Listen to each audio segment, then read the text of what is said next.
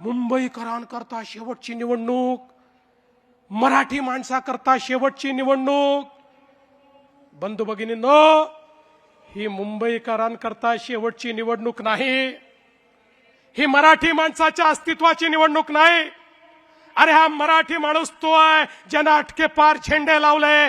छत्रपती शिवाजी महाराजांनी आम्हाला असं सळसळत रक्त दिलाय. आम्ही अन्याय सहन करणारे हे मराठी लोक नाही आहोत. अरे आम्ही तर त्या ठिकाणी पानिपतच्या लढाईमध्ये लढण्याकरता गेलो होतो. ते संकट महाराष्ट्रावर नव्हतं. अहमद शाह अब्दालीने त्या ठिकाणी पत्र लिहून कळवलं होतं मराठ्यांना की तुम्ही केवळ सिंध, पंजाब आणि बलुचिस्तान हे माझा आहे म्हणून सांगा, उर्वरित संपूर्ण भारत हा मराठ्यांचा आहे म्हणून मी त्या ठिकाणी त्याला मान्यता देतो. पण मराठे थांबले नाही, कारण आपल्या भारताचे तुकडे होत होते आणि तिथे जाऊन लढलेले आम्ही मराठे आहोत.